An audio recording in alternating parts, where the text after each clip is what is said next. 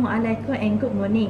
Our group assignment is conducted to study the impact of the soft law by the Malaysia Code of Corporate Governance, which is MCCG 2017 on the performance of the company in Bursa Malaysia.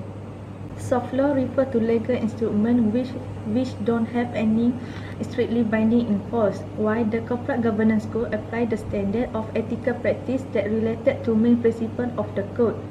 Then, firm valuation is the process to evaluate economic value of a whole business and corporation for ensuring their business keep maintained and developed in the market. The arguments between the previous research regarding the correlation between the compliance of soft law by corporate governance and the firm valuation stimulate the further discussion.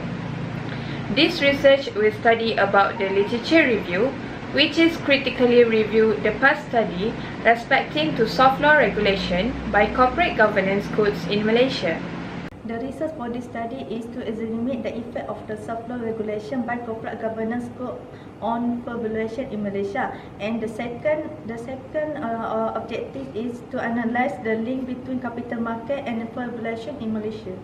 For the theoretical part, we have two independent variables, X, which is compliance of soft law, and capital market, which is being affected by dependent variable, which is firm valuation. In the research study, linear regression is used to measure the connection between firm valuation and soft law regulation by corporate governance and capital market. This study used agency theory and stockholder theory to contract the research.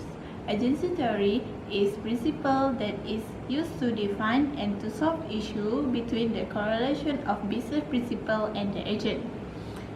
It describes how business and systemize the relationship in which one party is determine the work and which other implements or make decision on behalf of the other.